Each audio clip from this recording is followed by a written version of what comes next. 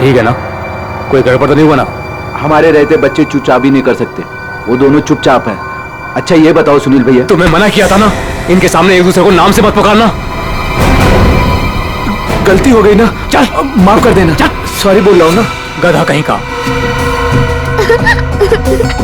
नहीं आदिति, रोना मत, हम जल्द से जल्द छूट जाएंगे। उनका फोन आया?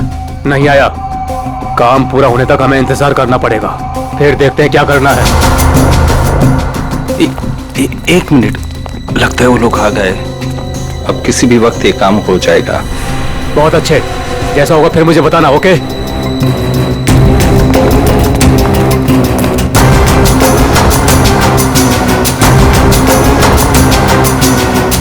अब काम बहुत जल्द हो जाएगा। सही है। रोना मत अदिति, हम लोग उन बच्चों को रवाना कर देंगे और हम फ्री हो जाएंगे। ऐसे कैसे रवाना कर देंगे? दोनों नाम सुन चुके हैं मेरा, दोनों को खत्म करना पड़ेगा।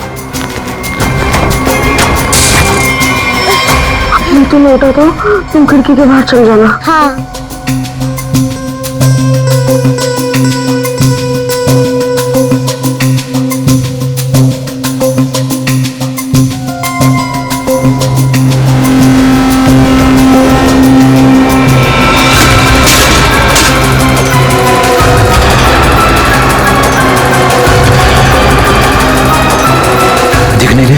कहाँ गए ये दोनों? रुको मैं देखता हूँ।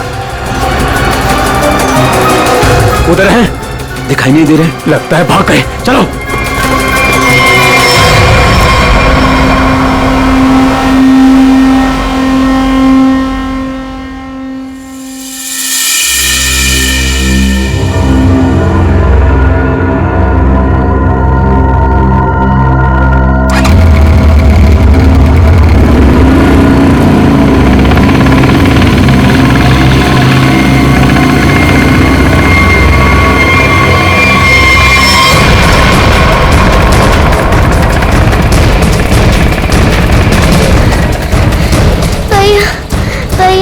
चला नहीं जा रहा है।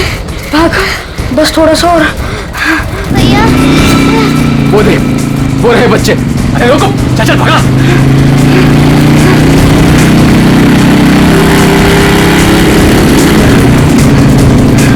भाग भैया, भाग। अदिति, अदिति, उठ, अदिति।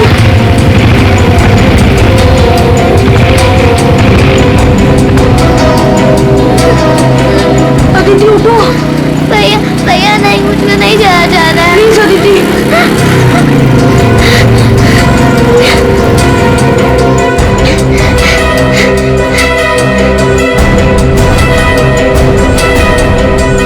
बोल, तेरा भाई कहाँ है? मुझे नहीं पता। मैं पूछ रहा हूँ, बता। बोल, नहीं तो मार दूंगा तुझे। बोल।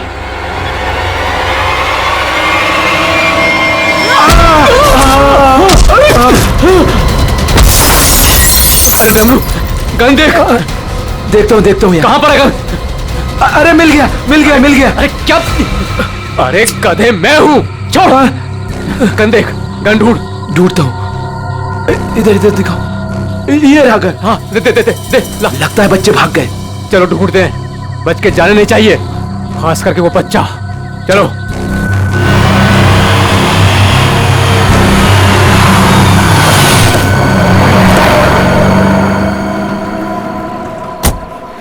थैंक गॉड तुमने टायर चेंज कर दिया, वरना आज पूरी रात हमें हाईवे पर ही गुजारनी पड़ती।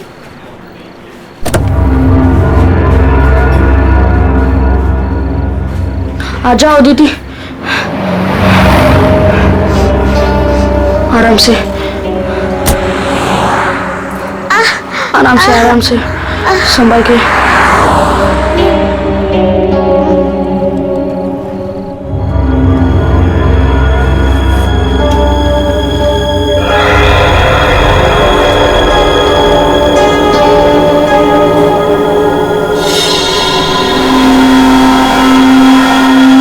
अदिति, वो देख फोन, मैं मम्मी को कॉल करता हूँ।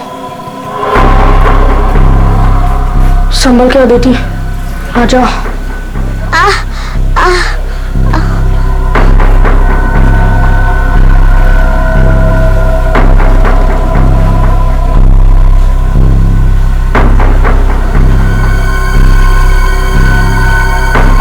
सॉरी।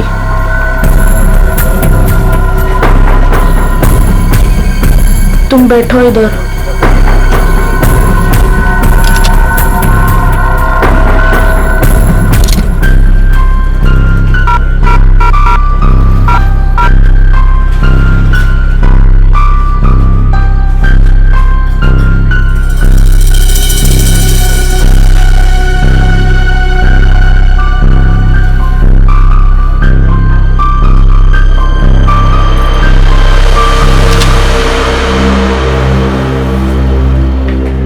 मम्मी फोन नहीं उठा रही है।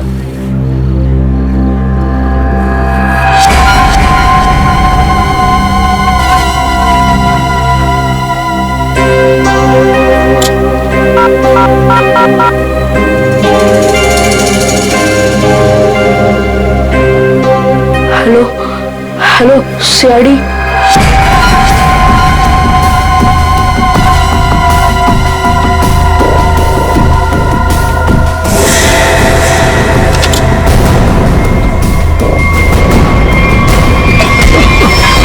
अरे दिखता नहीं तुझे?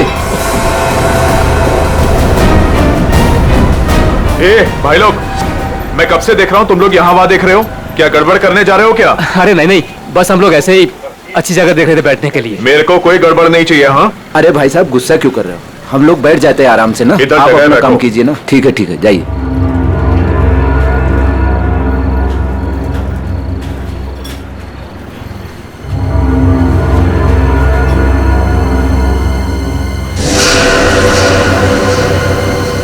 अरे यार बच्चा दिखाई नहीं दे रहा, अभी तो यही खड़ा था। यहीं कहीं होगा।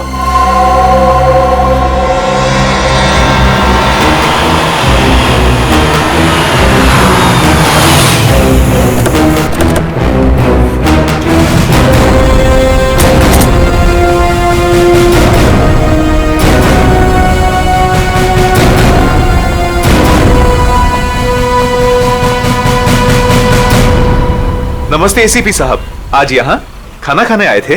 नहीं, कुछ खाने के लिए नहीं आए हम लोग। तुम्हारे यहाँ से 2 बच्चों ने हमें फोन किया था, मदद मांग रहे थे। क्या उन दोनों बच्चों को देखा तुमने? कहाँ पर है वो? 2 बच्चे? हाँ देखा तो था, मुझे लगा फैमिली वालों के साथ में है वहाँ, लेकिन अभी वहाँ नहीं है। सर हो सकता है कहीं छुप गए हों। हाँ हो सकता है। काम करते हैं, ढूंढते हैं बच्चों को। हाँ बैठ जाओ। रोहन, रोहन, अदिति, रोहन, रोहन, कहाँ गई ये बच्ची? रोहन देखो बेटा, हम लोग सीआईडी से हैं। तुमने फोन किया था ना हमें? रोहन, अदिति,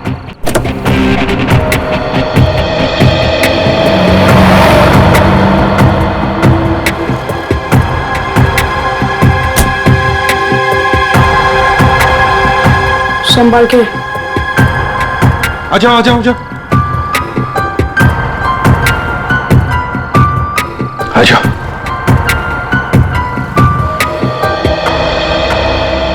क्या हुआ बताओ। वो गंदे अंकल हमको मार देंगे। देखो बेटा, अब तुम्हें कोई कुछ नहीं करेगा। घबराओ मत, हम लोग हैं ना। ये क्या हुआ, मूंछ आ गई? हाँ पूर्वी आप ले जाओ इसे। पर ये बच्चे हमारी कार में कैसे? अंकल आंटी सॉरी, हम दोनों वो गंदे अंकल से बचकर आपके गाड़ी में छुप गए थे। अच्छा बेटा, जो 2 गुंडे तुम्हारे पीछे पड़े थे, क्या वो अभी भी यहीं पर है?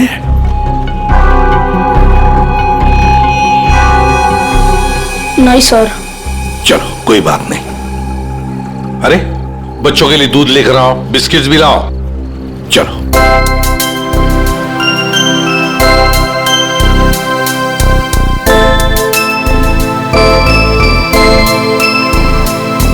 लाओ बेटा, ग्लास मुझे दे दो। Thank you. Thank you uncle.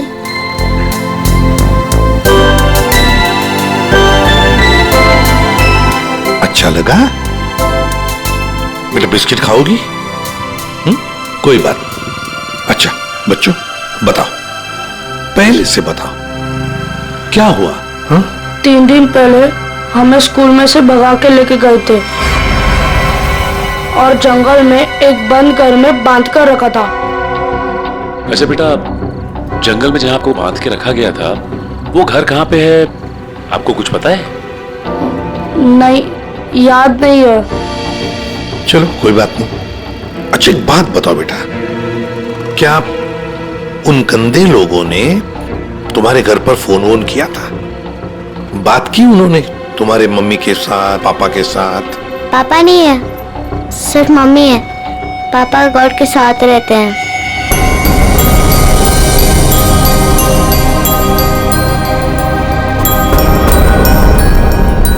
Sir, आपको फोन लगाने से पहले मैंने मम्मी को फोन लगाया था, फिर लेकिन मम्मी फोन नहीं उठा रही है।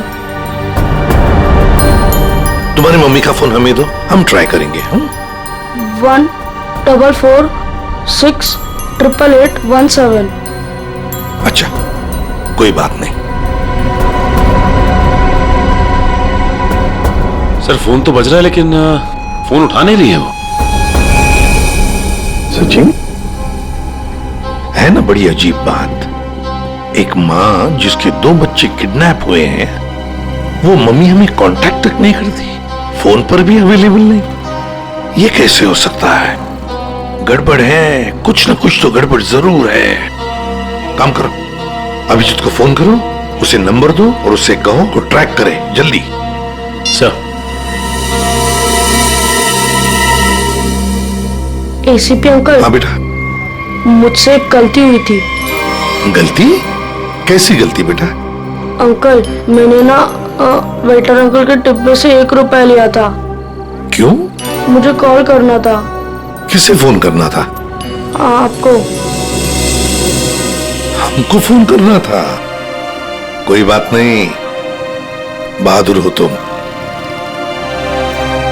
सर। हाँ। रोहन के मम्मी के फोन की लोकेशन उत्तन के किसी रिसोर्ट में बता रही है सर, और अभिजीत सर भी वहीं आने वाले हैं। अच्छा, उत्तन।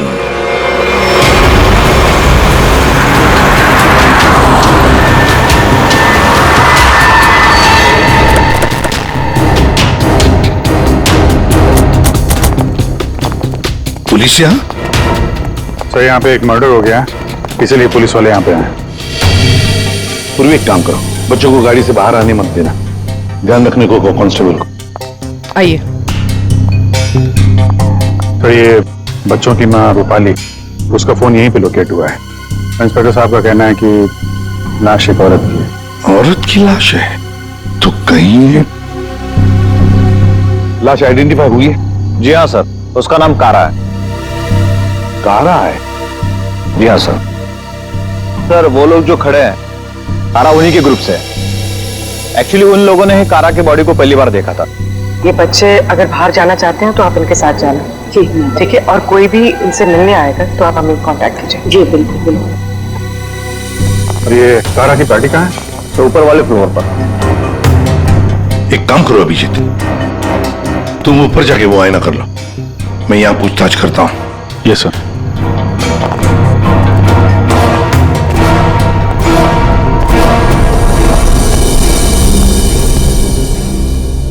तो आप लोग कारा के साथ थे? Yes sir. वैसे आप? सर मैं विक्रम और ये मेरी वाइफ सूजी। सर मैं अंगद और ये मेरी वाइफ अंबिका। और ये मेरे हस्बैंड योगेंद्र, मैं शालिनी।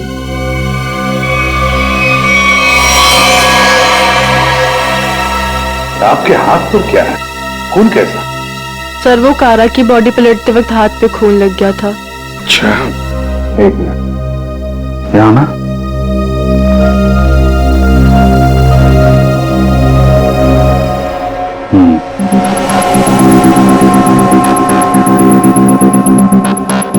मतलब ये कारा उधर खड़ी होगी, खूनी यहाँ आया और उसने 5 फीट से गोली चला दी। मतलब कारा ने खूनी के लिए दरवाजा खोला? दरवाजा खोला तो फिर इसका क्या है? सर एक और बात, सर ये कारा का रूम नहीं है, रूपाली का रूम। क्या? खूनी मारना किसको चाहता था, कारा को या रूपाली को? लेकिन सर फिर ये कारा रूपाली के कमरे में अकेली क्या कर रही थी? सर आज रूपाली का बर्थडे था, इसीलिए उसको सरप्राइज देने के लिए कारा उसका रूम सजा रही थी। वैसे आप लोग एक दूसरे को जानते कैसे? सर हम लोग एक ही कंपनी में काम करते हैं लेकिन अलग अलग शहरों से हैं। दरअसल आज हमारी कंपनी ने एक वर्कशॉप यहाँ ऑर्गेनाइज करी थी, तभी हम मिल रहे हैं। इसके पहले हम लोग एक दूसरे को जानते तक नहीं थे सर। अच्छा, वैसे ये आइडिया किसका था रूपाली को सरप्राइज देने का, बर्थडे पार्टी? जी सर वो कारा का ही था।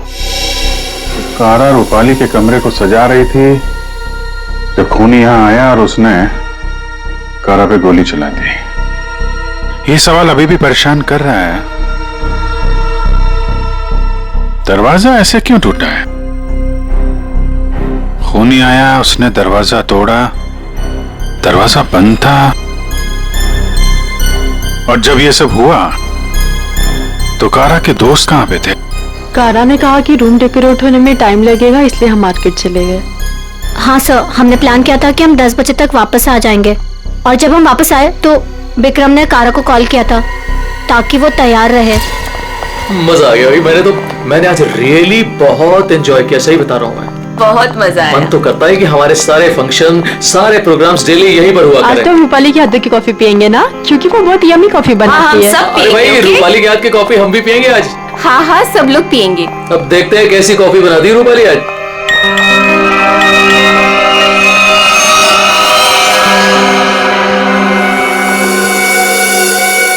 क्या हुआ, रुक क्यों गई? कुछ नहीं, तुम लोग एक काम करो ना, तुम लोग रूम में जाओ, मैं आती हूँ।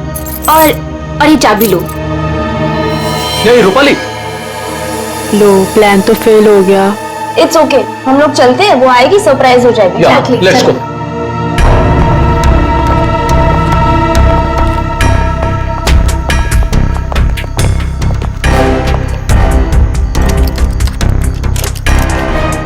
दरवाजा खुल नहीं रहा है, शायद अंदर से बंद है। वो अंदर से लॉक क्यों करेगी भला? कारा, काला दरवाजा खोलो, कहीं से कुछ हो तो नहीं गया। विक्रम प्लीज तुम ट्राई करो ना।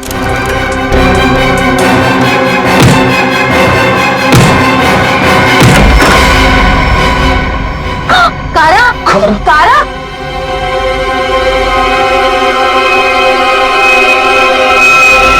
ये रूपाली क्यों नहीं है तुम्हारे साथ?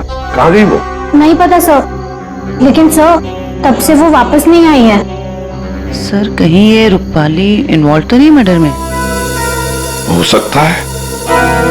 वॉचमैन, इधर एक बात बताओ, क्या तुमने रूपाली को यहाँ रिसोर्ट से बाहर जाते हुए देखा? रिसोर्ट में आने के बाद में कोई भी गेस्ट बाहर नहीं गया सर। अच्छा ठीक है, जाओ तुम।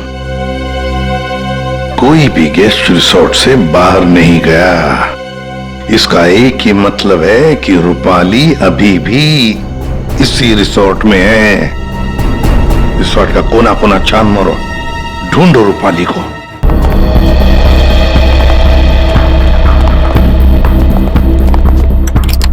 निखिल चेक करो।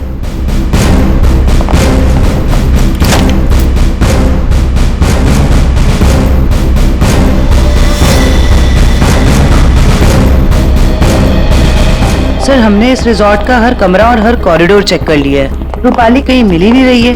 देखते, एक कमरा बाकी है। ये है ना? जी हाँ सर।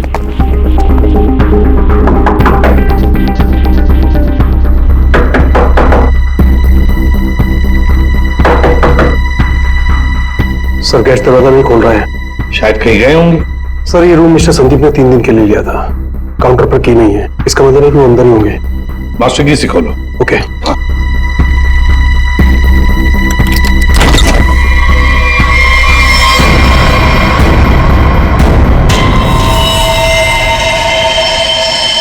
सर मर चुकी है। माय गॉड, रोहन और आदित्य की मां रूपाली।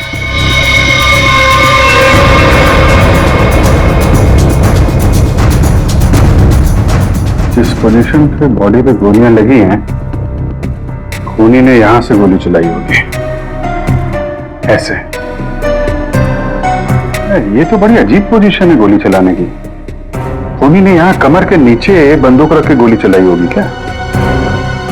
ज्यादातर तो लोग सीने के सीध से गोली चलाते हैं। और खूनी ने यहाँ नीचे कमर के पास रख के गोली चलाई। ऐसा क्यों? एक मिनट चलो पकड़ना है। ट्वीजर दो, ट्वीजर।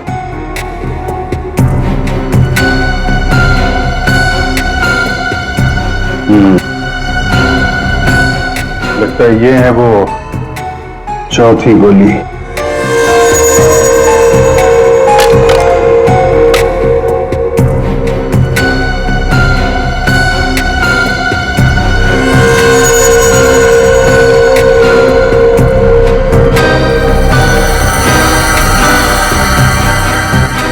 लोहे का छर्रा? ये किस किस्म की गन यूज की है खूनी ने? सर एक और चीज, अगर खूनी कमरे में आया और कारा का खून कर चला गया तो फिर ये दरवाजा अंदर से कैसे बंद था? चिटकनी किसने लगाई? राइट, क्योंकि चिटकनी अंदर से लगी थी, इसीलिए कारा के दोस्तों को दरवाजा तोड़कर अंदर आना पड़ा। कमरे से बाहर निकलने का दूसरा कोई रास्ता भी नहीं है और यहाँ पे जितनी खिड़कियां हैं वो भी अंदर से बंद है। खून हुआ कैसे? बड़ी उलझी हुई पहेली है ये। सिर्फ यही उलझन नहीं है विजय, किसी ने रूपाली को भी मार दिया है और वो भी तीर से। सर पहले रूपाली के बच्चे किडनैप हुए, फिर कारा का खून रूपाली के कमरे में हुआ और फिर रूपाली का भी खून हो गया। सर रूपाली की लाश जिस कमरे से मिली है संदीप, उसका नाम भी नकली है और आईडी भी नकली है। ये संदीप की फोटो देखिए, इसकी दाढ़ी और मूछे बड़ी अजीब लग रही है। हाँ फ्रेडी, दाढ़ी मूछे तो अजीब है ही, पर इसका चेहरा भी अजीब है। मेरा मतलब है ये अपना चेहरा छुपाने की कोशिश कर रहा है। चलती, इस कमरे के बाहर का सीसीटीवी फुटेज दिखाओ मुझे। यस।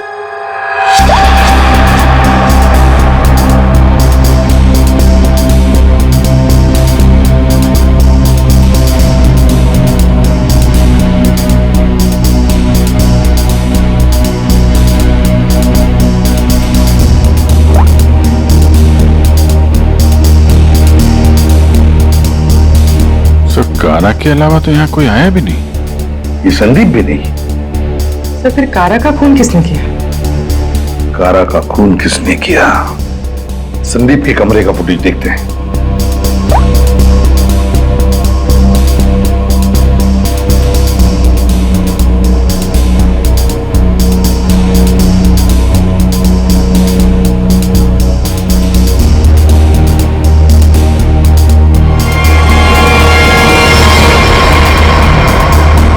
सर किसी ने कैमरे पे सीमेंट लगाया है। कोई तो है जो चाहता है उसका मूवमेंट सीमेंट के पीछे छुप जाए। बस लगता है कि ये काम इस संदीप का ही है। पता लगा ही लेंगे कौन छुपा था सीमेंट के पीछे। सर जिसने भी सीसीटीवी कैमरा पे सीमेंट लगाया है वो नहीं चाहता था कोई उसे देखे।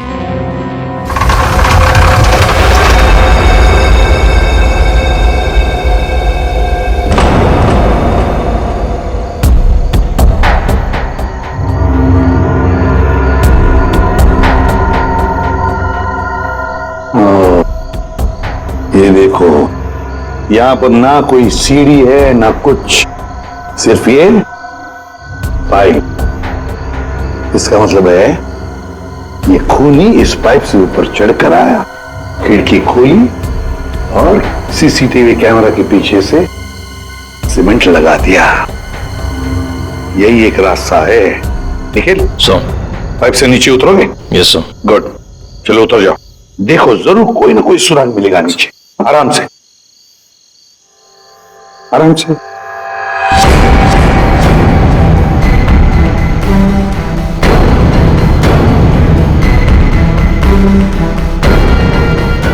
निखिल संभाल के।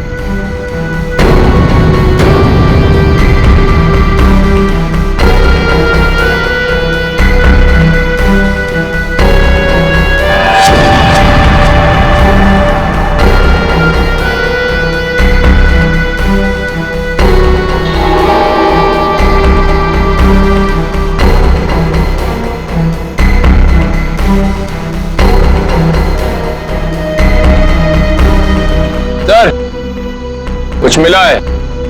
क्या मिला है? Cotton, synthetic cotton sir.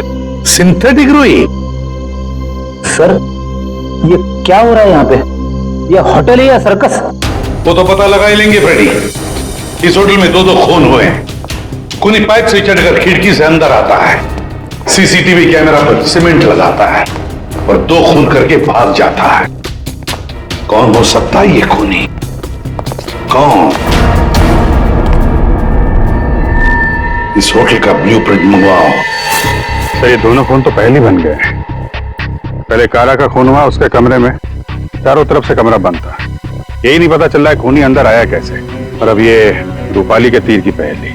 Sir वो आखिरी कॉल जो रूपाली को आया था, शायद उसी कॉल में उसे संदीप के कमरे तक पहुंचा जहां वो मारी गई। अभिजीत जरा सोचो, मान लिया कि संदीप ने खून किया, पर संदीप उस सीसीटीवी कैमरा पर सीमेंट क्यों लगाएगा, जबकि उसने अपने चेहरा ही बदल दिया था, दाढ़ी मूछें लगाई थी, भेष बदल दिया था। हा? बात तो सही है सर, चेहरा बदल लिया तो सीमेंट लगाए या ना लगाए क्या फर्क पड़ता है? अभिजीत, लगता ये संदीप अपने आप को नहीं कुछ और छुपाना चाहता था। क्या क्या छुपाना चाहता था वो?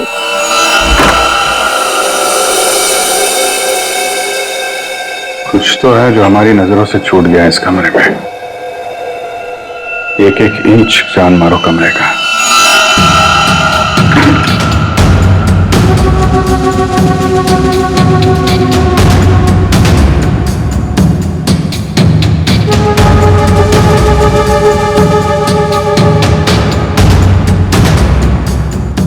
Ready, 1 minute.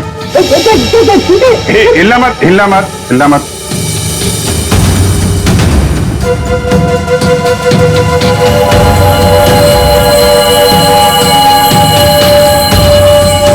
सीमेंट?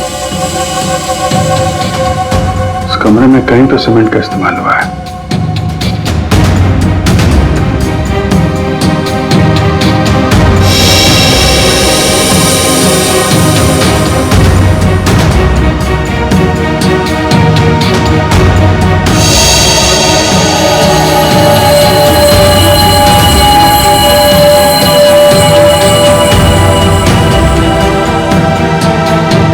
सर, हाँ ये देखिए सर, यहाँ पे 2 छेद है।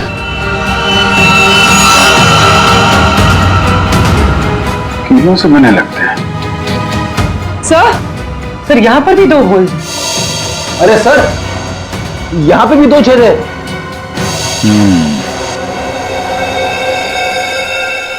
चारों तरफ कमरों में है, कीलें क्यों लगाई गई?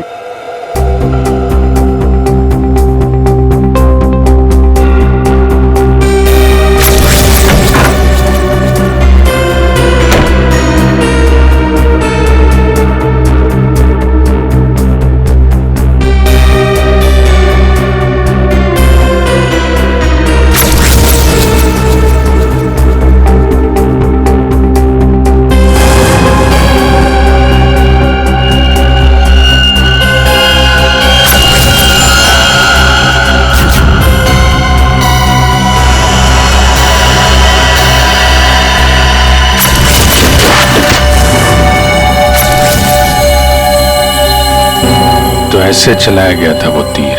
मतलब जिस वक्त खून हुआ उस वक्त संदीप कमरे में था ही नहीं। ये कमरा इसलिए किराए पे लिया गया कि रूपाली का खून उसी समय किया जाए जब कारा का खून हो रहा था। सर मतलब सीसीटीवी कैमरे पे सीमेंट इसलिए लगाया गया था ताकि रूपाली के खून के बाद खूनी यहाँ पर आए, ये सारा सामान निकाले और किसी को पता ना चले। करेक्ट, काफी दिमाग लगाया खूनी ने। चलो, रूपाली का खून कैसे हुआ ये तो पता चल गया है, अब हमें ये पता करना है कि कारा का खून कैसे हुआ और किसने किया।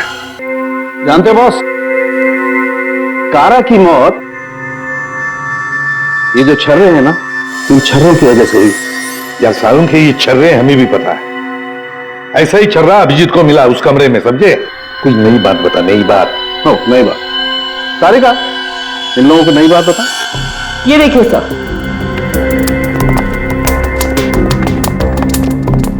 नई बात यह है कि इसकी बॉडी पे ये यहाँ कुछ मिला है और ये गोली नहीं है। हाँ, तो फिर ये शरीर में घुसा कैसे? मछली जी स्टेनलेस स्टील है बस। यही बोलने वाला था मैं भी साउंड के। लेकिन सर ये इसकी बॉडी में आया कहां से? बात तो ये है सर। अरे यार, जहां से छर रहा है वहीं से ही आया। जहां से छर्रे आए थे वहीं से। फिर तो वापस जाना ही पड़ेगा कमरे में। मेटल का पीस बॉडी में वहीं से आया है जहां से छर्रे आए हैं, और इस कमरे में जो मेटल का सामान था वो तो हम साथ लेकर ही आए। बस ये नॉब और ये चिटकी, ठीक है।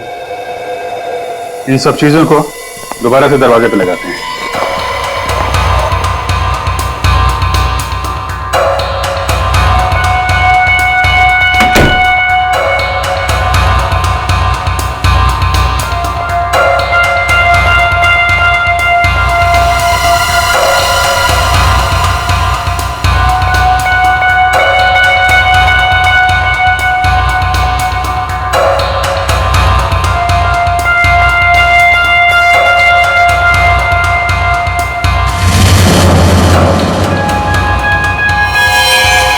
ये तो फिट नहीं हो रहा है।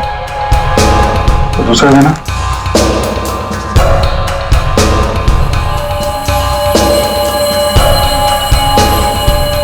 वो देना। ये पुराना है और ये नया। ये चक्कर, ये तो बाहर का है।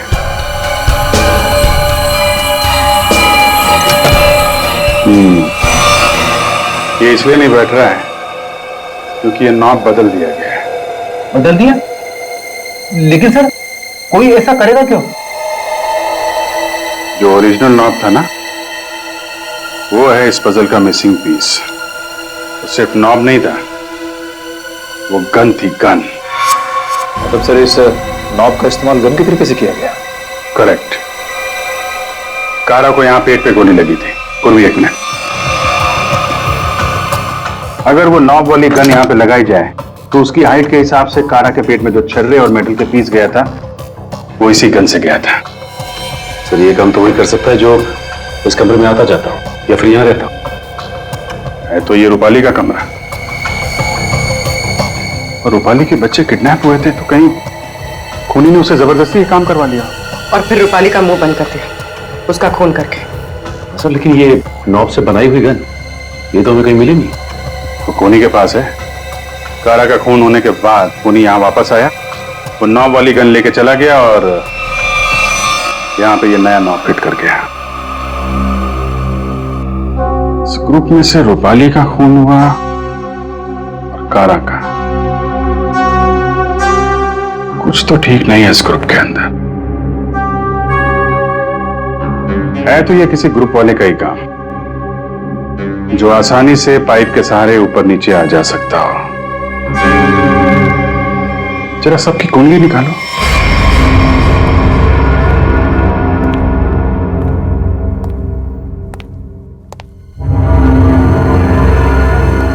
क्या हो रहा है यहाँ पे और हमें क्यों बुलाया गया है?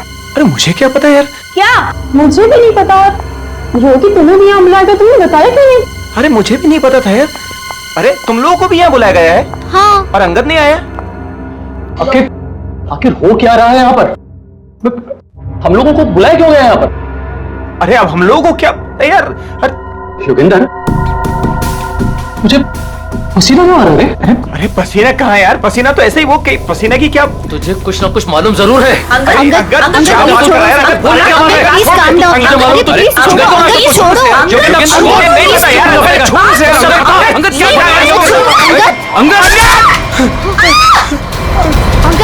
विक्रम, दरवाजा विक्रम कुछ करो।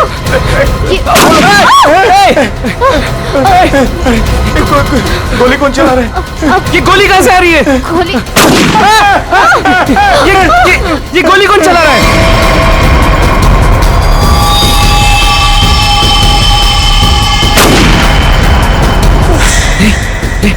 सुजी? यस।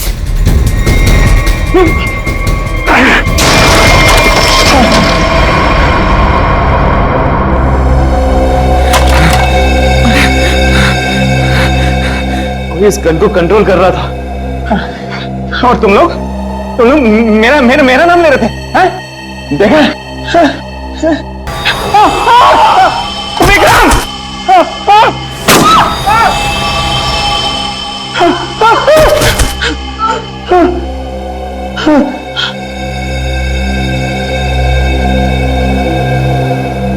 कौन कर रहा है ये सब? लोग अब सिर्फ हम दोनों ही बचे। तुम चिंता मत करो, मैं तुम्हें यहाँ से बाहर निकलूँ। चलो। खिड़की। लेकिन वो तो बहुत छोटी है, तुम वहां से कैसे निकलोगी?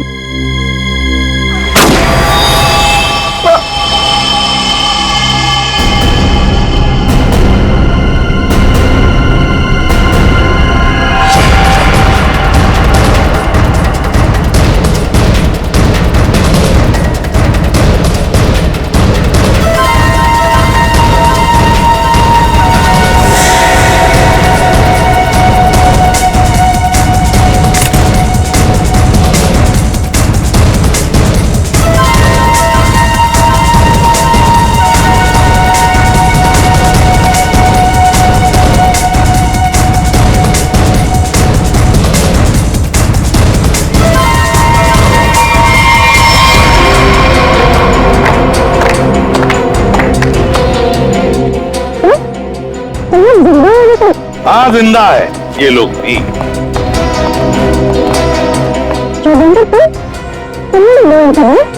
क्या करे बेचारा, करना तो पड़ता नाटक, जैसे तुम आज तक करती आई।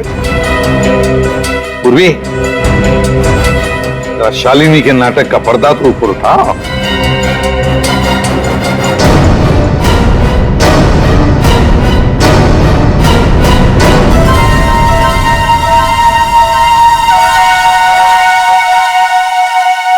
लेकिन आप लोग को कैसे पता चला? मैंने तो परफेक्ट प्लान बनाया था। तुम्हारा प्लान तो बिगाड़ दिया रूपाली के उन 2 बच्चों ने। वो बच्चे तुम्हारे गुंडों के हाथों से छूटकर हमारे पास आ गए।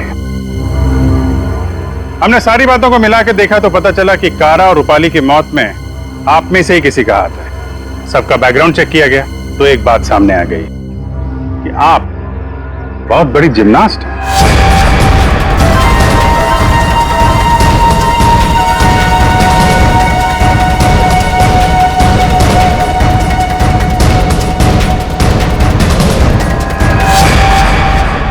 फिर हमें पाइप में फंसी मिली रुई, सिंथेटिक रुई, जो खास किस्म के बॉडी सूट में इस्तेमाल होती है। अब बस हमें सिर्फ इतना करना था कि एक जाल बुना जाए जिसमें आपको फंसाया जाए, जिससे आपका जिम्नास्टिक का हुनर और वो फैट सूट दुनिया के सामने आ जाए। अब बहुत हो गया, बहुत बता दिया हमने तुमको। अपनी कहानी सुनाओ, और वो भी सच्ची कहानी। कंपनी किसी एक को यूके ब्रांच का सीईओ बनाने वाले थे।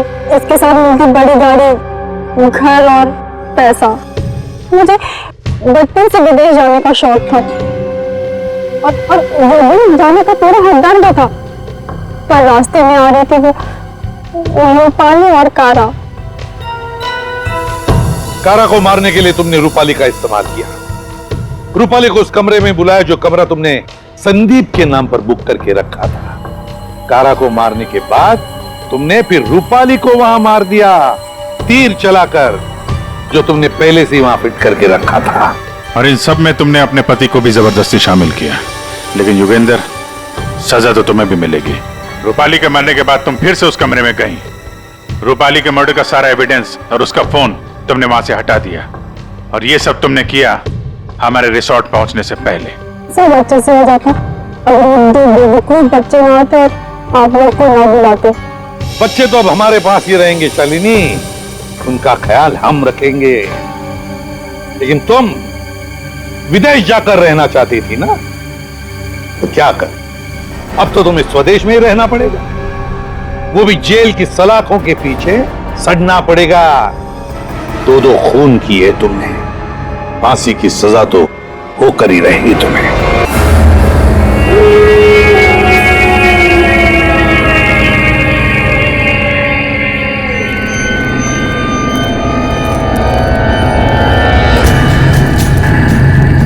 अरे वो देखो, वो घर आने वाला है। उसकी तरफ देखना भी मत। हाँ मैं तो जोर से भाग लूंगा आंखें बंद करके बस। हाँ, और फिर कहीं गिर जाएगा टकरा के। तो फिर मैं करूं क्या? जब भी उस घर की तरफ देखो तो वही एक अजीब सी परछाई डांस करती हुई। चलो चलो। अरे वो देखो, 2 दिन से वो आदमी एक ही जगह पर खड़ा है। अरे आदमी नहीं है, आत्मा है, आत्मा। हाँ, लगता है आत्मा अटक गई है। लेकिन ये है कौन? ये यहाँ तो वो बुढ़िया रहती थी, वो आजकल दिखाई नहीं देती। शायद मर गई है या कहीं गायब हो गई है। अरे तो फिर यार रह कौन रहा है? उसकी तो एक भतीजी भी थी। अरे हाँ, दोनों यही रहती थी। अब दोनों की दोनों गायब है, लेकिन कहाँ? पकड़ो यार, आज मैं देख के ही आता हूँ क्या है। क्या? आ रहा हूँ। समर प्लीज पागल हो गया क्या? समर रुको ना, मैं आ रहा हूँ। प्लीज रुको, मैं आ रहा हूँ। ओके, क्या कर रहा है तू? इसको ना कुछ ज्यादा हीरो बनने की आदत है। समर प्लीज मत जाओ। समर समर समर समर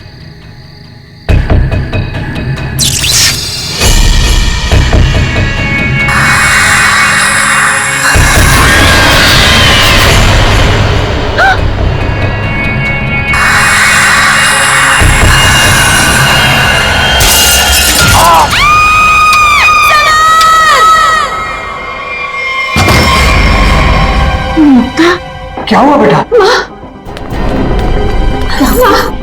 हमने वो गूंज महल वाला रास्ता पकड़ा था और वो बेवकूफ समर वो महल के अंदर चला गया था। अरे पर तुम लोग उस रास्ते गए क्यों?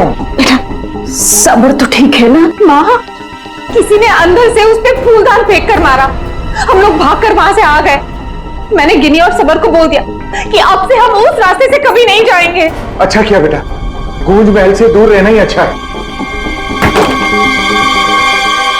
आ गए? अरे कहाँ दिन भर आवारागर्दी करता फिरता है तू? भैया घर की हालत देखो क्या हो गई है। माँ की बीमारी की वजह से लोन लेने की नौबत आ गई है। ऐसे फालतू घूमने से अच्छा कोई नौकरी क्यों नहीं ढूंढ लेते? नौकरी मिल गई है मुझे। अच्छा?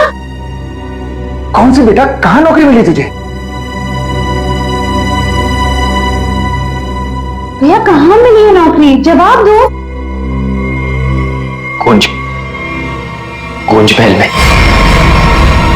ए, तुझे पता है तू क्या बोल रहा है? अरे गूंज महल में जो बुढ़िया रहती है वो मर चुकी है और उसकी भतीजी का भी कुछ अता पता नहीं है। बेटा वहां पे तो आत्माएं रहती है और तू ऐसी जगह पे जाके नौकरी करेगा? नहीं नहीं, तुझे वहां जाने की कोई जरूरत नहीं है। नहीं, तू वहां नहीं जाएगा। माँ, वो बुढ़िया मरी नहीं है और उसी की भतीजी को पियानो सिखा रहा हूं मैं। 50,000 रुपए दे रहे महीने के। 50,000? म्यूजिक सिखाने के इतने सारे रुपए? माँ मैं ये 50,000 रुपए एडवांस। अब हमारी सारी मुसीबतें खत्म। भैया पता है आज रात को हमारे साथ क्या? म्यूजिक सिखाऊंगा मैं पैसे कमाऊंगा। म्यूजिक सिखाऊंगा, भैया? पैसे कमाऊंगा। ये लड़का कभी किसी की नहीं सुनता, तुम देख लेना कोई कोई मुसीबत लाके रहेगा एक दिन ये। बल्लू को नौकरी मिल गई और उसने मुझे बताया भी नहीं। और ये ऐसे अजीब से बर्ताव क्यों कर रहा है? वो देखो देखो कैसे अपने आप से बातें कर रहा है। पता नहीं किससे बातें करते रहता है। बल्लू बल्लू। हाँ हाँ हाँ, मुझे जाना होगा समर। बल्लू हमारी बात तो सुनो। मुझे काम के लिए लेट हो रहा है। गूंज महल में मेरा इंतजार हो रहा है। बल्लू मेरी बात सुनो, वहां मत जाओ। मैं नहीं जानता कि तुम क्या कर रहे हो, लेकिन वहां जान का खतरा है। ये देखो मेरे साथ क्या हुआ है।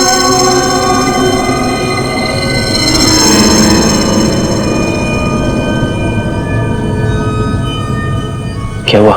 कल गूंज महल में एक औरत ने मुझ पर हमला किया। नहीं, ऐसा नहीं हो सकता। वहां तो सरिता आंटी और उनकी भतीजी ईशा ईशा ईशा रहती है। वो बहुत अच्छे लोग हैं, ऐसा नहीं कर सकते। मुझे लेट हो रहा है, मुझे जाना होगा। अरे भैया मत जाओ, वहाँ खतरा है भैया।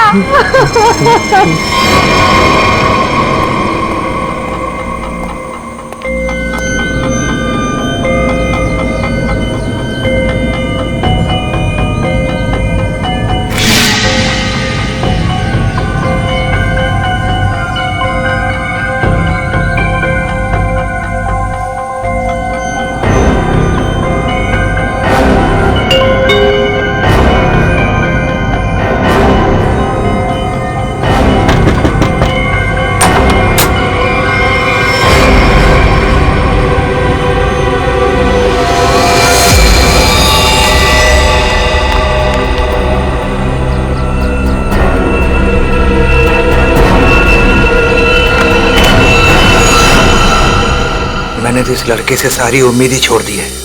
पता नहीं कैसी नौकरी है, नौकरी है भी या नहीं। देख, मेरा बेटा आया होगा, देख तो।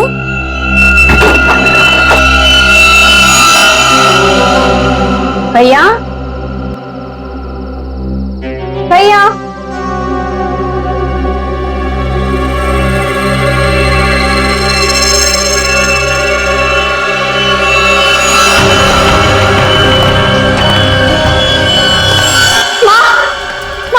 बल्लू का टिफिन छोड़कर चला गया।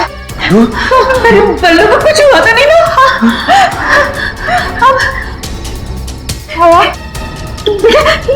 ये क्या?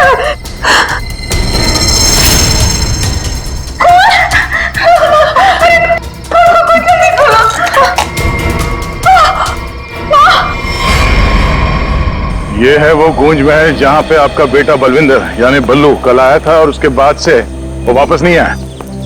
यहाँ पे 2 औरतें रहती हैं, एक बुजुर्ग औरत सरिता देवी और उसकी भतीजी ईशा है। और आप लोगों के हिसाब से वो लोग कुछ अजीब है, राइट? सर ये पूरा घर ही अजीब है। यहाँ की खिड़कियों से रोशनी चमकती है, साए दिखते हैं, यहाँ से गुजरने वाले लोगों पर चीजें फेंककर हमला करते हैं। पता नहीं मेरा भाई कैसे फंस गया यहाँ। बल्लू यहाँ नौकरी करता था? जी हाँ, और इसी घर से मेरे बेटे का खाने का डिब्बा वापस आया था, खून से भरा। और सर जब पता लगाने के लिए मैं अपने दोस्तों के साथ यहाँ आई थी तो हमने दरवाजा खटखटाया, आवाजें लगाई, डोरबेल बजाया, लेकिन किसी ने जवाब नहीं दिया। सर यहाँ मेरे बेटे के साथ जरूर कुछ हुआ है, उन लोगों ने जरूर कुछ किया है। सर प्लीज मेरे बेटे को बचा लीजिए।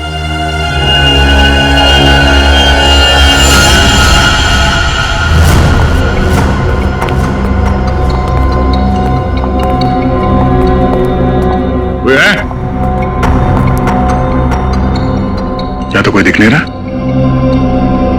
आत्मा कहां दिखाई देती है सर, सीधी अटैक करती है। सर यहाँ पर बल्लू, सरिता और ईशा, इनमें से कोई होना ही चाहिए।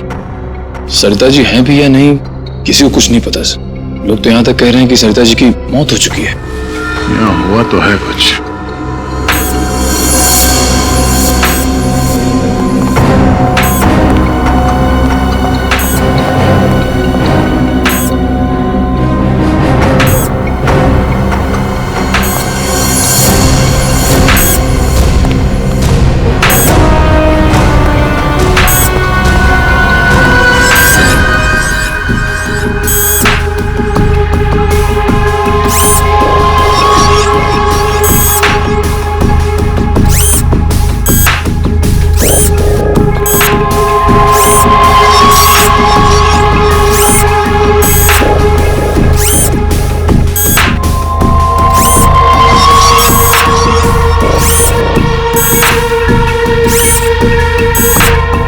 ये क्या है तो ये इंसान ही, मगर मैकेनिकल पुतला बना दिया है।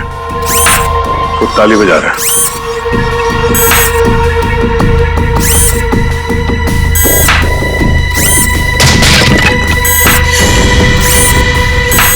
निखिल, नजर रखो इस पे, हम लोग देखते हैं।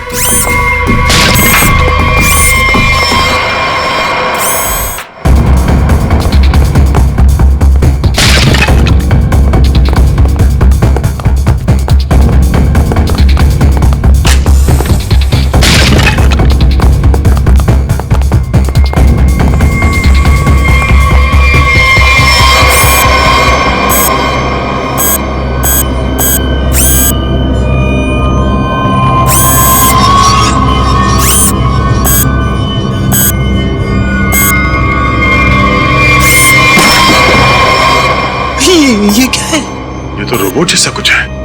इसके एक्शन और मूवमेंट्स देखो कितने मैकेनिकल है।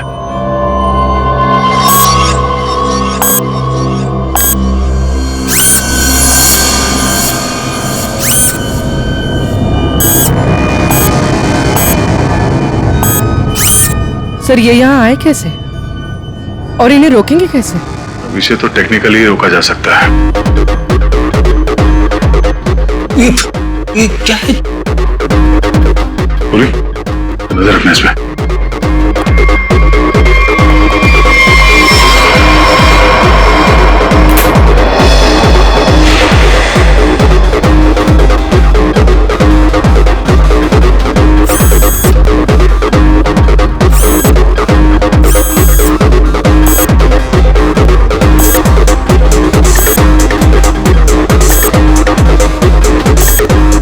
तीन यंत्र मानो, सब लोग अपने मूवमेंट्स ऐसे ही दोहरा रहे हैं। कौन है ये लोग और इन लोगों के साथ ऐसा किसने किया?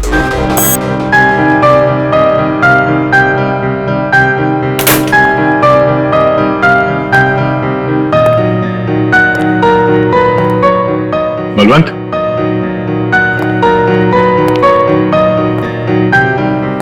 बल्लू, बल्लू,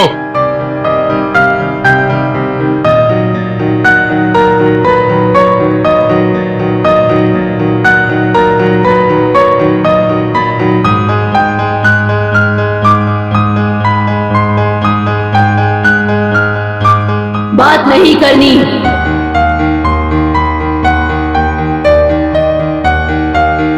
क्या हो गया तुम्हें? और तुम ये लड़की की आवाज में बात क्यों कर रहे हो? और ये तुम्हारे कपड़ों पे ये खून कैसे? हाँ?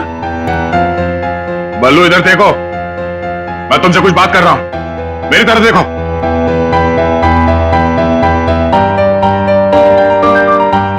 मैंने कहा ना, बात नहीं करनी। पियानो बजाते वक्त मैं किसी से बात नहीं करती। मुझे गुस्सा आता है और फिर मैं सबको मार देती हूँ, मार देती हूँ।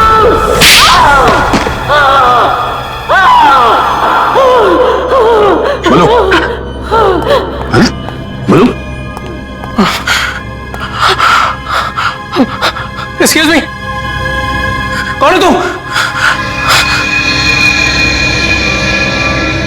तुम कौन हो? हाथ तो पैर। देखिए आप गोली मत चलाना, गोली मत चलाना। ये मेरा ही घर है, आप गोली मत चलाना, मारना मत मुझे आप प्लीज। तुम्हारा घर है ये? हाँ, ये मेरा घर है। क्या खेल खेल रहे हो तुम यहाँ? हाँ? और तुम्हारे घर में ये सब लोग कौन है? शायद ह्यूमन मशीन्स है जो तुम्हारे इशारे पे नाच रहे हैं। क्यों? सर ये क्या कह रहे हैं आप?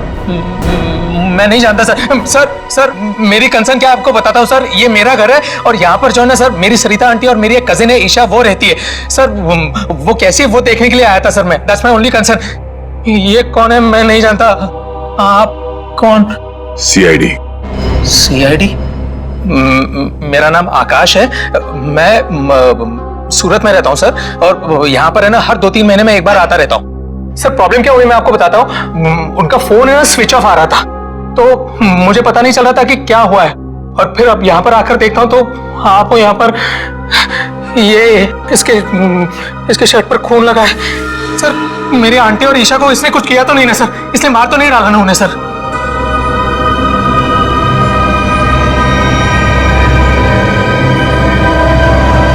बल्लू,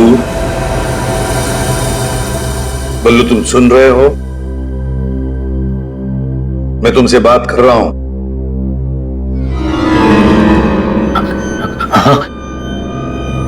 अब मुझसे कुछ पूछ रहे हैं? हाँ। क्या हुआ? बल्लू हमें बताओ, तुम गूंज महल गए थे ना, तब तुम्हारे साथ क्या हुआ? क्या हुआ तुम्हारे साथ? कुछ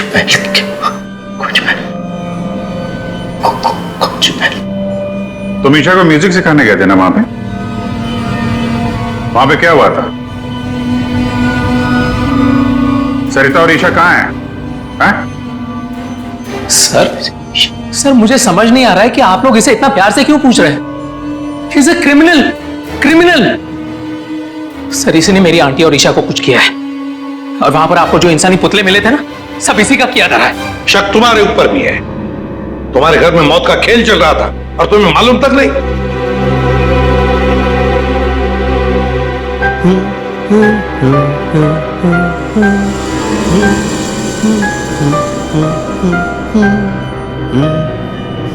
सचिन, वो फोटोग्राफ दिखाओ।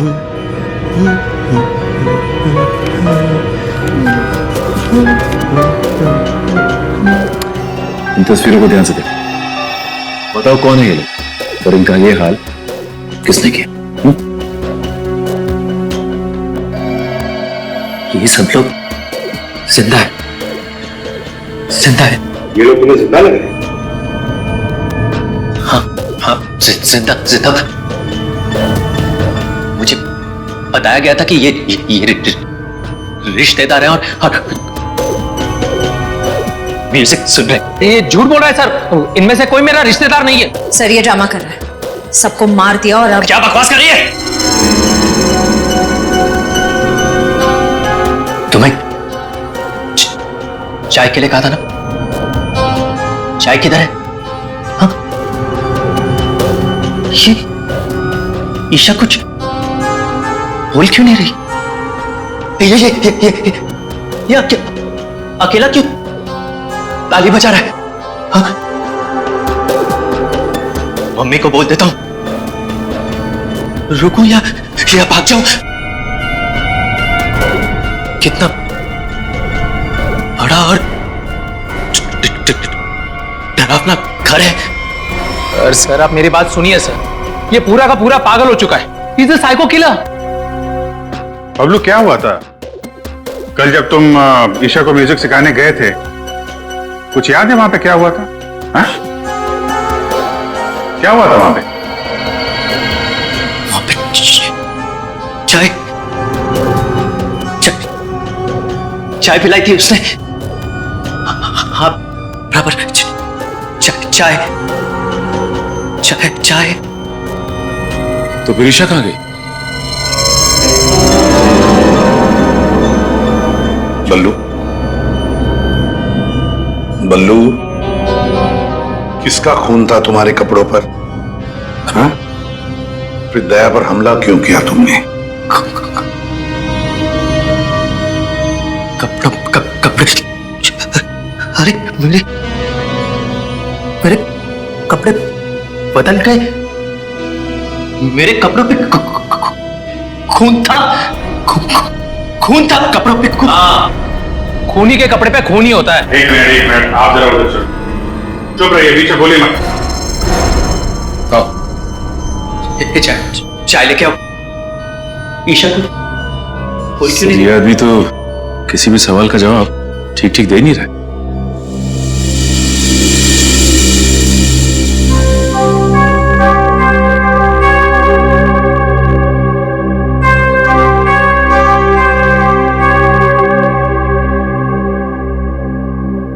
अभिजीत, इस बल्लू की मेडिकल जांच करवाते हैं, पता तो चले ड्रामा कर रहा है या वाकई इसके दिमाग के साथ कोई प्रॉब्लम है।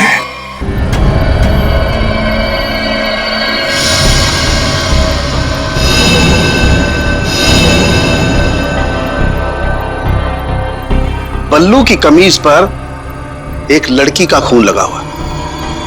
इस कमीज पर जो खून लगा है लड़की का है, ये मैंने पता लगा लिया है। ये रही उसकी डीएनए रिपोर्ट। अब मैं आपसे सिर्फ ये जानना चाहता हूं कि ये जो लड़की मरी है ये कौन है और इसे किसने मारा? इसे आपने मारा? नहीं? या फिर इसे आपने मारा? नहीं?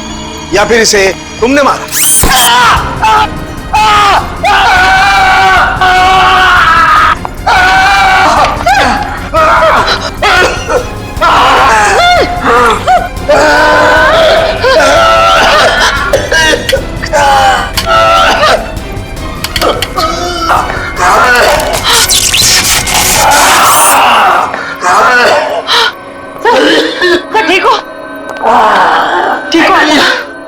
गॉड! क्या हुआ?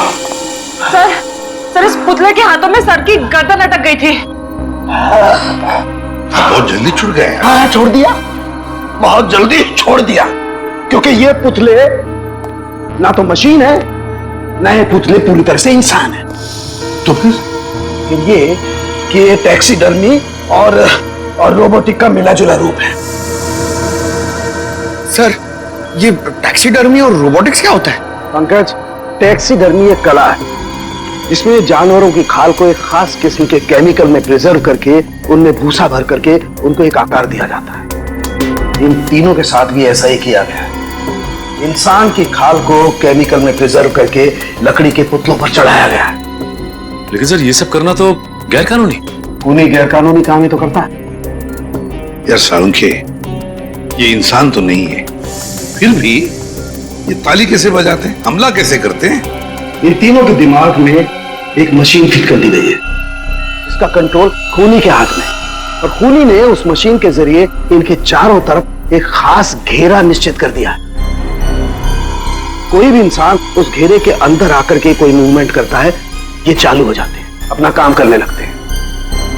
एक्टिव हम लोग भी तो आसपास घूम रहे हैं डॉक्टर साहब। नहीं, इन तीनों की मशीन को मैंने डीएक्टिवेट कर दिया था। वहां उस पीछे वाले में कुछ गलती रह गई। अब बॉस, और ये एक्टिविटी इनकी मेमोरी में पहले से फिट है। और इतना ही नहीं बॉस, इनके अंदर और भी बहुत कुछ है। आओ दिखाता हूं। ये देखो, लकड़ी का बुरादा, कॉटन और उसके ऊपर इंसान की चमड़ी। बनाने वाले ने तो बना दिया बॉस, लेकिन वो भूल गया कि इंसान की चमड़ी में और जानवर की चमड़ी में एक खास फर्क होता है। इंसान की चमड़ी जानवर जैसी मोटी नहीं होती है, इसीलिए उसे कितना भी केमिकली ट्रीट कर लो, कितना भी केमिकल में डाल लो, वो इंसान की चमड़ी जैसी नहीं रह सकती है। इसीलिए इनकी चमड़ी जो है जगह जगह से सिली हुई। फिर भी दिख नहीं रही है। और दूसरी बात, ये सारी चमड़ियां ज्यादा पुरानी नहीं है, बस कुछ ही दिन पहले इन्हें मारकर निकाला गया है। पर उस घर का तो कोना कोना छान मारा गया था, एक भी ऐसी लाश नहीं मिली जिसकी खाल उधेड़ दी गई हो। वो कहीं और बनाता है ये ह्यूमनॉइड, अपने घर पर नहीं। तीनों की कोई मिसिंग रिपोर्ट नहीं है, कोई आईडी वगैरह नहीं मिली। है कौन ये लोग? तारिका जी, ये जो कपड़े पहने थे इन लोगों ने, उनसे कुछ पता चला आपको? कुछ खास नहीं, तीनों के कपड़े से बस एक लेबल मिला है, किसी टीएल टेलर का लेबल है। TL Taylor?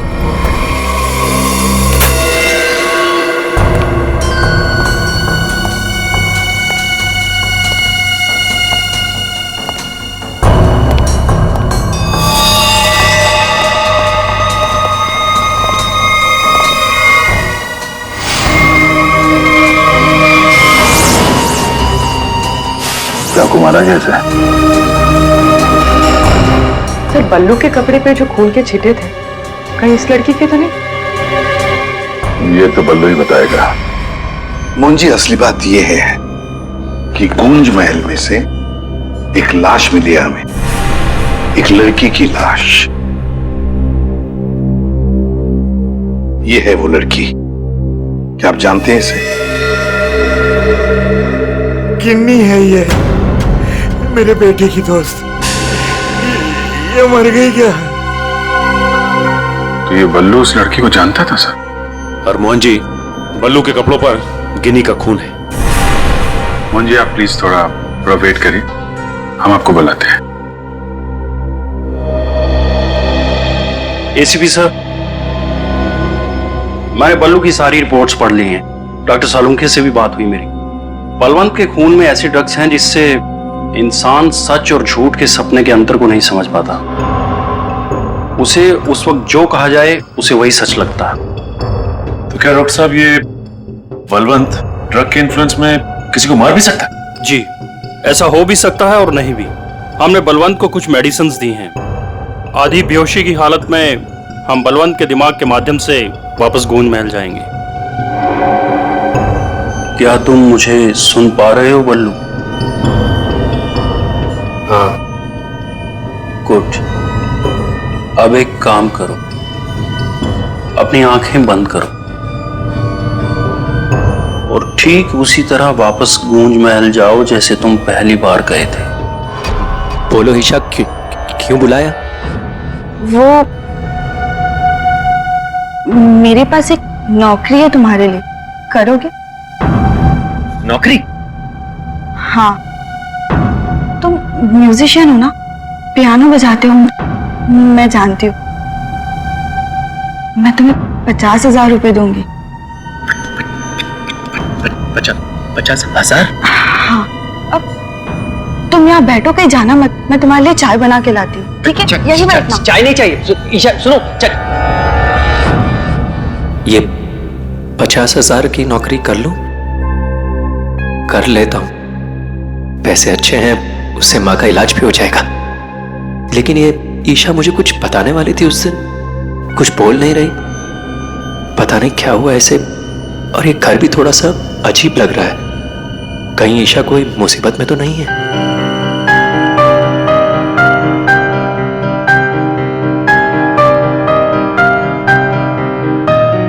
शायद यही ईशा की आंटी है, Sarita ji. Excuse me ma'am. Hello. अच्छी ट्यून है।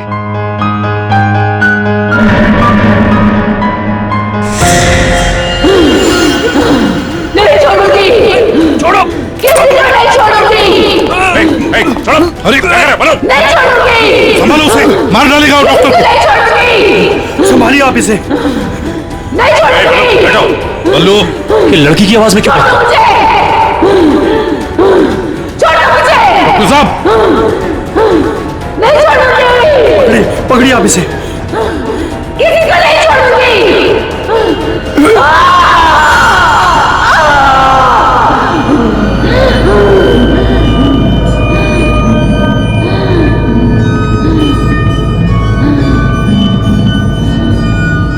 नहीं छोड़ूंगी, अब किसी को नहीं छोड़ूंगी।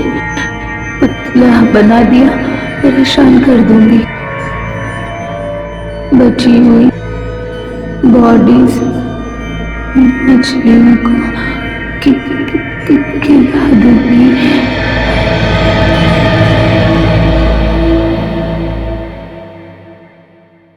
डॉक्टर साहब, क्या हुआ, क्या है इसे? हाँ? ये से अचानक से औरत की आवाज में क्यों बात करता है? जब तक बल्लू पियानो तक नहीं पहुंचा था तब तक ये ठीक था, लेकिन जैसे ही इसके दिमाग में पियानो की आवाज सुनाई दी, ये कोई और बन गया। आपके कहने का मतलब है कि पियानो की आवाज सुनते ही ये बल्लू अपने आप को खूनी औरत समझने लगता है। मतलब ये किसी के वश में है, किसी ने हिप्नोटाइज किया है इसे। क्या लगता है आपको डॉक्टर साहब? हाँ, ये टेलर्स का पता चल गया सर, जिसने तीनों मानव मशीन के लिए कपड़े बनाए थे सर। अच्छा, टीएल टेलर्स।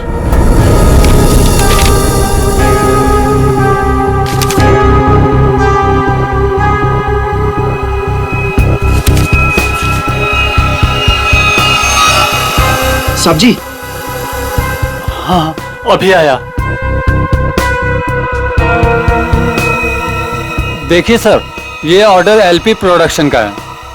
19 दिसंबर 2015 को कपड़ा दिया था और 1 जनवरी 2016 को 5 कॉस्ट्यूम और नाप भी है, और ऑर्डर देने वाली का नाम भी है, रॉबी का, और फोन नंबर भी है सर।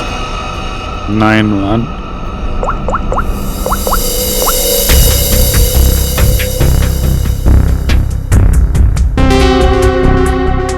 सर, फोन बंद है। कोई बात नहीं, इस फोन की लास्ट लोकेशन ट्रेस करो और कुंडली निकालो इस रॉबिका की। सर। हाँ के साहब। अभिजीत, इन ह्यूमनॉइड्स में हमें भूसे के साथ साथ 2 और खास चीजें मिली हैं। एक तो एक खास कागज के टुकड़े, ऐसा कागज जिस पर न्यूज छपती है, अखबार में काम आने वाला कागज, और दूसरा समुद्र के नमक के कुछ अंश। Thank you very much sir. उनका सर क्या हो सर? एक कारखाना ढूंढो जहां पे अखबार को छापने का कागज बनता और वो जगह समंदर के करीब हो।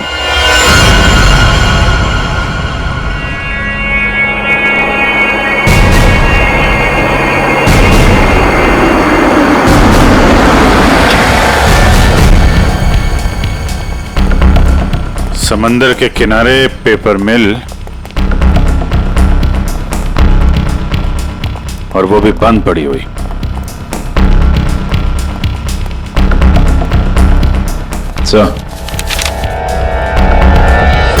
सर यहाँ पे ये पेपर और ये पेड़ की छाल और वहां पर कपड़े, यहाँ तो हर वो चीज मौजूद है जो मानव मशीन के अंदर भरी गई है।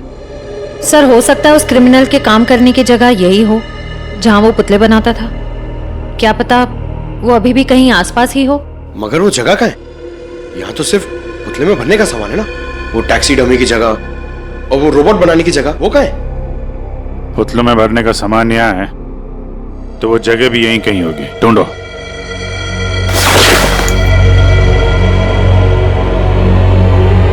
सर!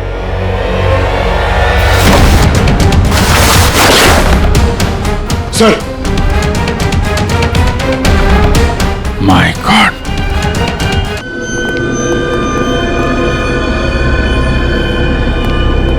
तो ये वो जगह है जहां पे ह्यूमन मशीन बनाई जा रही है।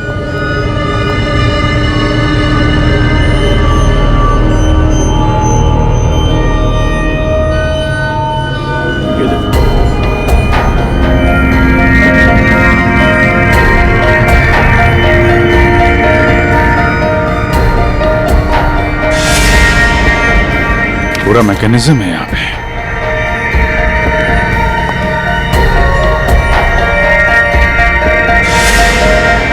सर! हाँ? सरिता जी का robo. Oh no.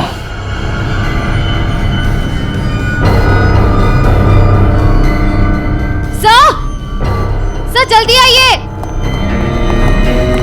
Sir Isha, sir खूनी ने इसका सारा खून निकाल दिया। इसकी सांसें भी बहुत धीमी चल रही हैं। इसको हॉस्पिटल लेके चलो जल्दी। एम्बुलेंस को फोन करो। हेलो। सरिता को तो उसने रोबोट बना दिया, अब इसका भी वो हल करने वाला था। सर, रोबिका की लोकेशन का पता चल गया। आज तो हद हो गई। कब से वैनिटी में इंतजार कर रही हूँ। कोई मुझे सीन समझाएगा या फिर मैं पैकअप अनाउंस कर दूं। काजल, काजल कहाँ हो तुम? नहीं चाहिए मुझे। काजल! सॉरी रोबिका मैडम, एक्चुअली वो स्क्रिप्ट में थोड़ा सा चेंज हुआ है। व्हाट? सीन में चेंज हुआ है? लास्ट मिनट में डायलॉग्स कैसे याद करूंगी? एनीवे, स्क्रिप्ट दो। मैम, एक्चुअली जो सीन होने वाला है ना, वो स्क्रिप्ट आपके को स्टार के पास है। How can you do this? तुमने स्क्रिप्ट मुझसे पहले को स्टार को दे दी। तुम जानती हो ना मैं कौन हूँ। शो क्विट कर दूंगी 1 मिनट में। टीआरपी नीचे और शो बंद। बोलो, क्विट करूं? एनीवे, कहाँ है वो को स्टार? मैम, वहाँ आपका नया को स्टार आपका वेट कर रहा है। ओके, अभी मजा चखाती हूँ उसको।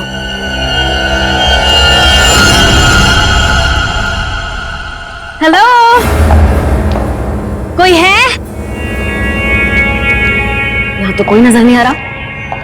हेलो, कोई है यहाँ पर? Hello,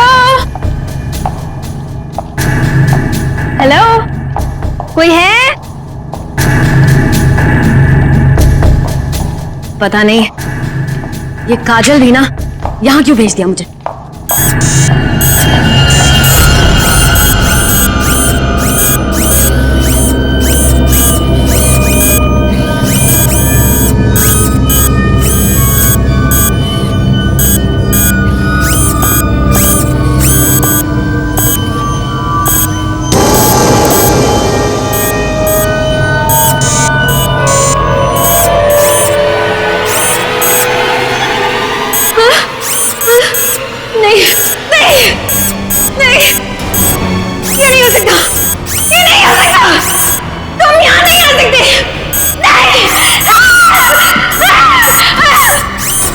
hello Miss Rubika.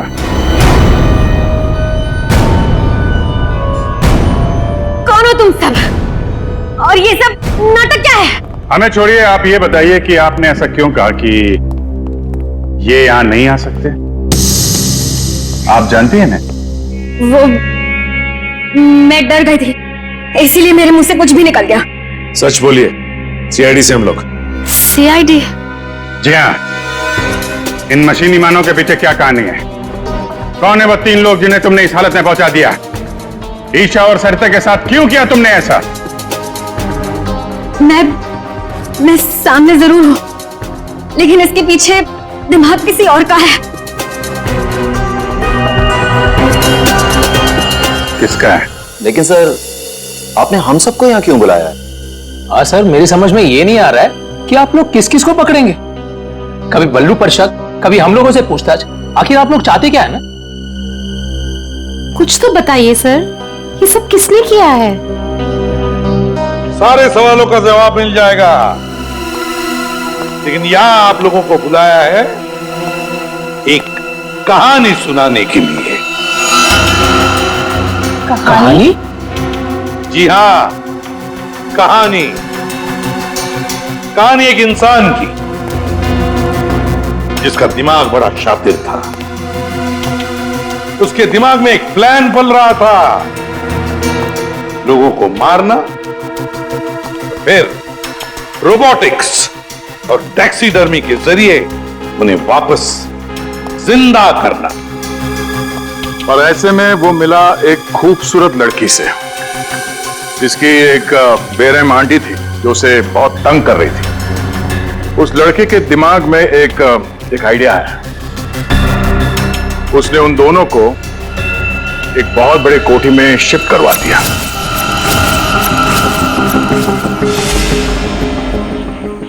Thank you so much. और फिर उस लड़के ने उस सुंदर सी लड़की को पहला झटका दे दिया। लड़की की आंटी बन गई इस लड़के का पहला कामयाब आविष्कार। और हैरानी की बात यह है कि वो सब उसके वो दोस्त और कलीग्स थे जो उसके साथ विदेश में काम करते थे। अब हुआ ये कि ये लड़की इस लड़के से बहुत डरने लगी, और फिर उससे बचने के लिए उसने अपने और एक दोस्त की मदद मांगी। ऐसे रो मत, मैं हेल्प करूंगा तुम्हारी, तुम बताओ क्या करना है। और जब खूनी को यह बात पता चली तो बहुत भड़क गया। प्लीज मुझे मत मारो, मुझे छोड़ दो प्लीज। उसने उस लड़की को कैद कर लिया और उसके दोस्त को बेवकूफ बनाया। उसने उसे यह एहसास दिलाया कि ये सब कुछ जो हो रहा है वो उसी की वजह से हो रहा है। तो तुम जैसा बोलोगे मैं वैसा करूंगी, प्लीज मुझे जाने दो। और उस बेचारी लड़की ने अपने मददगार दोस्त के चाय में ड्रग मिलाकर उसे हिप्नोटाइज करना शुरू कर दिया। मैं जैसा बोलूंगी तुम वैसा ही करोगे, मेरी हर बात मानोगे तुम, है ना? दिलचस्प कहानी। सर, ये कहानी तो इस घर की और बल्लू की है। हाँ, सरिता, ईशा और उस खूनी की कहानी है ये। लेकिन सर, वो खूनी कौन है? वही तो, खूनी कौन है कौन खूनी?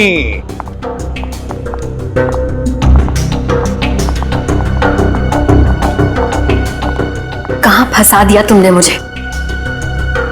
तुमने तो कहा था कि ये कोई एक्सपेरिमेंट है। तुमने तो खून ही कर डाले। ये सब तुमने किया समर? हाँ, ये सब मैंने किया, और ये सब मैंने किसी और वजह से नहीं। ये सब मैंने सिर्फ इसलिए किया क्योंकि मैं चाहता हूं कि साइंस की दुनिया में मेरा नाम सुनहरे अक्षरों में लिखा जाए, और कि मेरे इतने बड़े एक्सपेरिमेंट को वो लड़की, वो ईशा बर्बाद कर देना चाहती थी। और इसके लिए उसने उस बल्लू से मदद भी मांगी। और तुमने बल्लू के चाय में वो ड्रग मिलाकर उसके दिमाग में ये बात बिठा दी कि वो एक औरत है और उसे लोगों को मारना है, और उसके लिए ट्रिगर थी पियानो की वो धुन। बल्लू को लगभग मेरा पूरा राज पता चल चुका था, ठीक है? और गिन्नी को पड़ी हुई थी बल्लू को बचाने की। तो अपने एक्सपेरिमेंट को बचाने के लिए मुझे को दोनों को मारना ही था। और आप बताइए, अब जो लोग मर चुके हैं उनका असली कातिल भी तो चाहिए ना लोगों को। बस इसीलिए मैंने बल्लू को फंसा दिया और गिन्नी को मार दिया। साइंस की दुनिया में अपना नाम सुनहरे अक्षरों में देखना चाहते थे तुम। दिमाग तो था, है, पर क्या करें, विकृत है, विकृत। अपने इस घटिया एक्सपेरिमेंट के लिए न जाने कितने मासूम लोगों की जानें ली तुमने। तुम्हें जीने का कोई हक ही नहीं है। फांसी होगी तुम्हें, फांसी। इस तरह के और भी एपिसोड देखने के लिए हमारे चैनल को सब्सक्राइब करें और बेल आइकन दबाना ना भूलें।